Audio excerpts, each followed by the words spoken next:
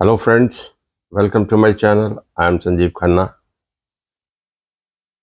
सूरज और शुक्र, आज इन दो ग्रहों की बात करेंगे मेनली, क्योंकि अभी सौरमंडल में आसपास ही पाए जाते हैं ये। अब सूरज, बुध, शुक्र, ये बिल्कुल आसपास, और हर जन्मपत्री में ये आसपास ही पाए जाते हैं। ज़्यादा ज़्यादा 45-48 डिग्रीज अपार्ट सन से रहते हैं ये। पर स्पेशली हम बात करते हैं आज सूर्य और शुक्र की। सूर्य और शुक्र, अभी बहुत जगह अभी हम पढ़ते हैं कि सूर्य के क्लोज हो जाता है, शुक्र क्लोज हो जाता है तो कंबस्ट हो जाता है। तो कंबस्ट हो जाता है तो अब एक सुनने में वही आता है कि कंबस्ट प्लेनेट है जो अस्त हो गया। तो सुनने में वही जो लॉजिक काम करता है कि अस्त हुआ अपना प्लेनेट क्या रिजल्ट देगा। तो some people go by that कि अस्त प्लेनेट है तो इसका असर नहीं होता। ये जितना जितना सूर्य के क्लोज हो जाता है ये कंबस्ट हो गया, और इसका रिजल्ट फिर कुछ और ज्ञानी लोग हैं जो रिसर्च करते हैं, और बहुत कुछ आगे पीछे देखकर, because things keep on changing, तो इंटरप्रिटेशन भी चेंज हो जाती है।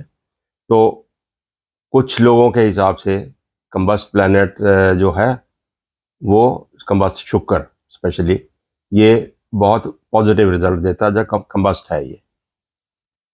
तो विचार लोगों के डिफरेंट डिफरेंट हैं, may be based on experience, और क्योंकि एक्सपीरियंस से ही चीज़ें डिफरेंट होती हैं। अगर if you go by the theory, तो थ्योरी से सभी की जो विचारधारा सेम होनी चाहिए, जो नहीं है।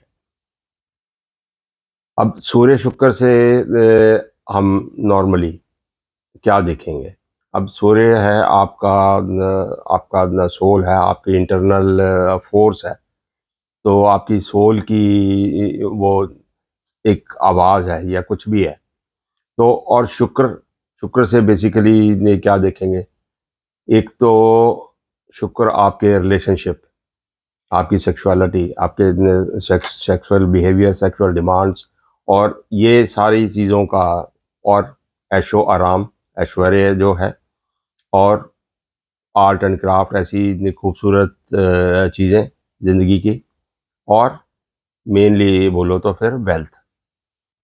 तो अब आप देखिए कि वेल्थ का कारक शुक्र को गिना जाता है।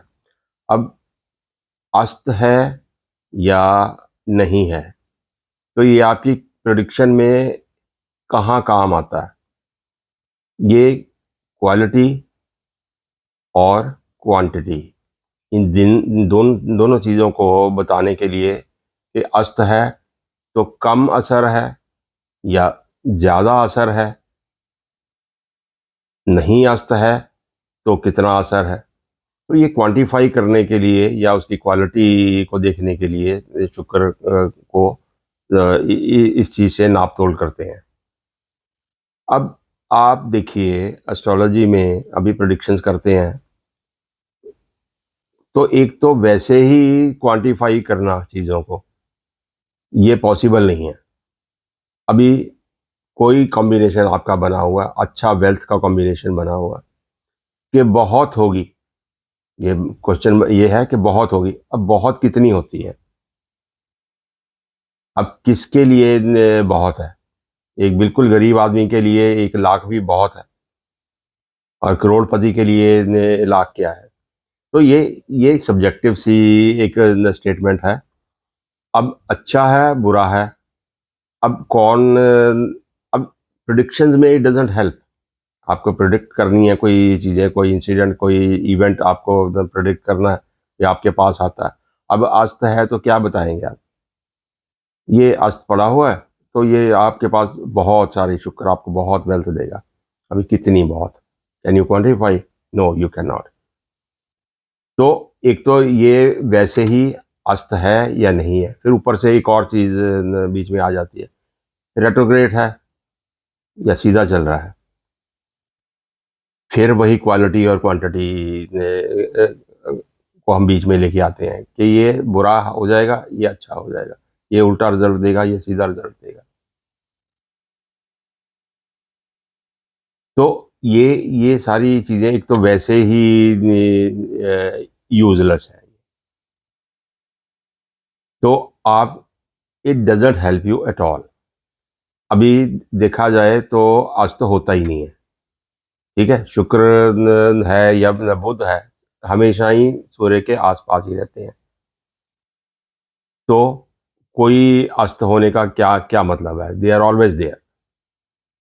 ये आपकी जन्मपत्री के हिसाब से घूम के कहाँ आ रहे हैं, कहाँ नहीं आ रहे हैं, तो उसी से आपको रिजल्ट मिलेगा। अभी प्रैक्टिकली ये तो चलो सारी मतभेद तो हर जगह होता है। अगर मैं बार बार अपना डाटाबेस देखता हूँ तो हर किस्म की जन्मपत्री मेरे को मिल जाती है। उसमें सूर्य और शुक्र का सेम डिग्री वाले भी हैं, 1 डिग्री डिफरेंस वाले भी हैं, 5 वाले भी हैं, 10 वाले भी हैं और 40 डिग्री वाले भी हैं। तो कोई एक सा रिजल्ट मैं किसी 2 जन्मपत्रियों में नहीं देख पाया हूं कि मैं बोलूं कि विद इन 5 डिग्रीज है, ये कम्बस्ट है। तो ये इस इंसान की दो चीज़ें मेनली हम देखेंगे कि एक वेल्थ और दूसरा उसके जो सेक्सुअलिटी है। ठीक है, उसके कैसे रिलेशंस है और बॉडी रिलेशंस और उसके ये सब कैसे है। तो अब दो चीज़ें, वेल्थ साफ नज़र आ जाती है आपको। अब वेल्थ के मामले में कहीं दो दो क्या 10 राय भी हैं, कहीं एक सी इंटरप्रिटेशन नहीं है। क्लोज डिग्री वाला आपको बिलियनियर भी मिलते हैं, क्लोज डिग्री वाले आपको एक नॉर्मल सी लाइफ लीड करने वाले जिसके पास हैंड टू माउथ वाले वो लोग भी मिलते हैं, मीडियम रेंज में वेल्थ वाले वो लोग भी मिलते हैं। सो ये डिफरेंस से फिर आप कैसे इस चीज़ को इंटरप्रेट कर पाएंगे? निकलता इसका वही है रिजल्ट कि ये अस्त है या नहीं है, ये डिग्री में क्लोज है या फार है। इस चीज़ से कोई बहुत आपको फ़र्क नहीं पड़ता। फ़र्क ये ये लेते हम इसीलिए हैं कि हम क्वांटिफाई कर पाएँ। क्वांटिफाई आप वैसे भी नहीं कर पाओगे। ठीक है? तो इन चीज़ों का कोई मतलब नहीं है। आपको आपको जन्मपत्री को असेस करना है, किस घर में है और किसके साथ हैं। इन चीज़ों का ही एनालिसिस करिए, like any other planet, like any other conjunction, like other placement, कहाँ का लॉर्ड है, कहाँ बैठा हुआ है। तो सूर्य या शुक्र या बुध या मंगल, इनको इंडिविजुअल प्लैनेट्स की तरह ही आप यूज़ करें, क्योंकि क्वांटिफाई तो नहीं कर पाओगे और हर चीज़ के अलग अलग आपको इंटरप्रिटेशन इसकी मिलती हैं जगह जगह पे, सब जो आपस में डिफरेंट है। Then what's the use? तो एक नंबर वन, एक तो अस्त, रेट्रोग्रेड और ये इन चीज़ों का मतलब नहीं। अब देखो, मैं बेसिक अपनी फॉलो करता हूँ केपी एस्ट्रोलॉजी या नाडी एस्ट्रोलॉजी। अब ये सारे जो चीज़ें हम बात कर रहे हैं ये सब वैदिक एस्ट्रोलॉजी में आप पाएंगे। और 100 एस्ट्रोलॉजर में से 100 एस्ट्रोलॉजर्स की डिफरेंट डिफरेंट धारणाएं इसमें व्यक्त होती हैं कि कोई कहता है कि इससे ये हो जाता, उससे वो हो जाता, उससे वो हो जाता, इससे ये हो जाता। They are different. बट अगर आप केपी एस्ट्रोलॉजी से अपनी इंटरप्रिटेशन करते हैं एस्ट्रोलॉजी की, तो नंबर वन, इट्स वेरी बड़ी साफ सुथरी आपको मिल जाती है इंटरप्रिटेशन। कोई बहुत घुमाव फिराव करने वाली चीज़ें नहीं है।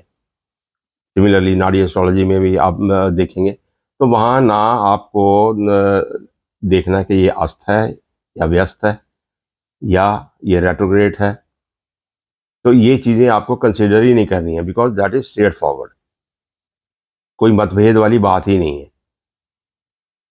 और प्रैक्टिकली मैंने जैसे देखा हुआ है 5 डिग्री वाला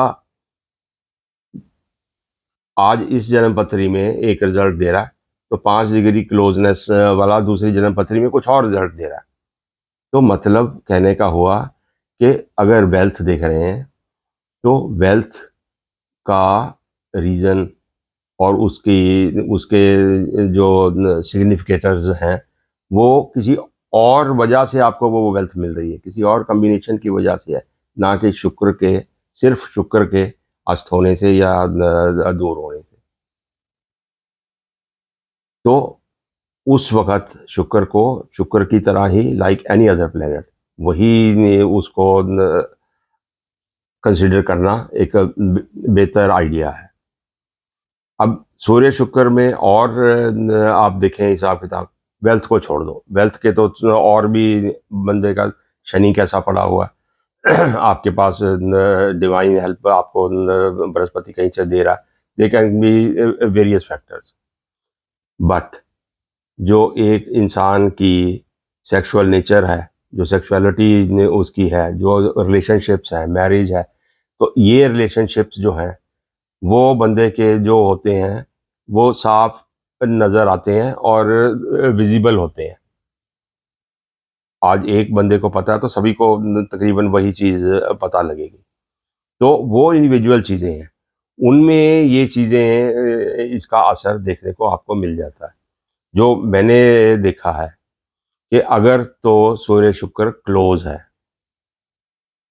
विद इन 10 डिग्रीज आप पाएंगे उनको, तो उन लोगों की जो रिलेशनशिप्स हैं उन रिलेशनशिप्स में हमेशा कुछ ना कुछ प्रॉब्लम ज़रूर आती है, रिलेशनशिप्स जोड़ने में, रिलेशनशिप निभाने में और रिलेशनशिप ब्रेकअप होने में कुछ ना कुछ अनऑर्थोडॉक्स वे में ये काम होता है।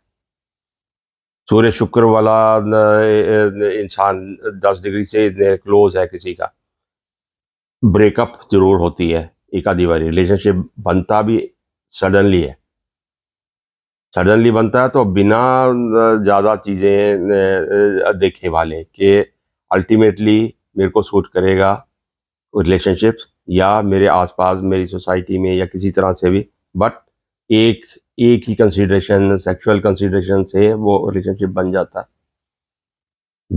है, निभता है, बहुत सारे केसेस में, बहुत में नहीं भी निभता है और टूटने के चांसेस रहते हैं। जितना सूर्य शुक्र से दूर होता जाता है तो स्टेबिलिटी आ जाती है। तो ये देखने में यूनिफॉर्मली आई हैव सीन कि नज़दीक वालों में सभी लोगों में कुछ ना कुछ प्रॉब्लम आती है और ईगो प्रॉब्लम्स होती हैं जो रिलेशनशिप्स को ख़राब करती हैं, क्योंकि सूर्य है पड़ा हुआ शुक्र के साथ। तो सूर्य की वजह से एक तो डिमांडिंग इंसान ज़्यादा हो जाता है और और फिर कुछ उल्टा सीधा रिस्पॉन्स मिलने से तो ईगो हर्ट होती है। तो ये पार्ट जो सूर्य शुक्र का है, दिस इज़ यूनिफॉर्म के क्लोज है, 10 डिग्री से क्लोज है, तो वहाँ पे गड़बड़ होती है और वो सेक्सुअली हॉट लोग होते हैं और टूटने के भी चांसेस उतने ही रहते हैं। और 10 डिग्री से ज़्यादा है तो थोड़ा सा नॉर्मलिटी होती है रिलेशनशिप्स में। द वेल्थ पार्ट जैसे मैंने पहले बोला कि वो differs from person to person, from horoscope to horoscope. तो वेल्थ के और सारे कारकाज हैं या प्लेसमेंट्स हैं, तो वेल्थ को तो बहुत सारी चीज़ें हैं आपकी, you have to consider. Sexuality के लिए आपको और नहीं कंसिडर करना, आपको शुक्र ही देखना है, अपनी मानसिकता देखनी है, शुक्र के साथ ही उसी हिसाब से आपको चलना है। तो यहाँ पे असर होता है सूर्य का, बट वहाँ भी अस्त व्यस्त कुछ नहीं, आपको सिर्फ डिग्री की क्लोजनेस देखनी है कि कंजंक्शन स्ट्रांग है, पास में है तो इट्स स्ट्रांग कंजंक्शन, दूर है it's not a very strong conjunction, तो उसकी वजह से असर कम या ज़्यादा, ये डेफिनेटली दिस वर्क्स। तो उस हिसाब से अस्त होना या ना होना, रेट्रोग्रेड होना या ना होना, डायरेक्ट हुआ तो ये होगा, हुआ तो ऐसा होने वाला, ऐसा नहीं है। एस्ट्रोनॉमिकल फिनोमेना जो हैं वो द गुड फॉर एस्ट्रोनॉमी, और एस्ट्रोलॉजी में उनकी इंटरप्रिटेशंस डिफरेंट डिफरेंट तरह से डिफरेंट डिफरेंट लोग करते हैं, यूनिफॉर्मिटी नहीं है। सो नाड़ी एस्ट्रोलॉजी और केपी एस्ट्रोलॉजी उसका सही आंसर देते हैं कि यू डोंट कंसिडर सब प्लैनेट्स को एक ही तरह कंसिडर करो आप, और एक ही तरह के रिजल्ट लाओ, कोई अस्त नहीं, कोई कुछ नहीं। तो होप आप ये लॉजिक पकड़ के अगर चलते हैं तो ये बहुत सारी चीज़ें क्लैरिफाई हो जाती हैं, और कंफ्यूज होने से आप बचते हैं। क्योंकि कहीं अब 80-90% जगह पे आप यही पढ़ोगे, अस्त है तो ये है, आधे ये बोलेंगे आधे वो बोलेंगे। तो फिर अगर है ही नहीं तो जैसे ए को कंसिडर कर रहे हो वैसे बी को करो। प्लेसमेंट्स, घरों के मालिक, ये जिस हिसाब से भी आप देखते हैं तो उस हिसाब से देखिए। मेरे हिसाब से अगर आप पूरी कंसंट्रेशन से रिसर्च करके इन चीज़ों को अप्लाई करने की कोशिश करेंगे, you will find them very correct. तो hope you like this content, और देखिए और आगे अप्लाई करके देखिए कैसा जाता है। और वीडियो को लाइक करिए, सब्सक्राइब करिए और hit the bell icon. Thank you.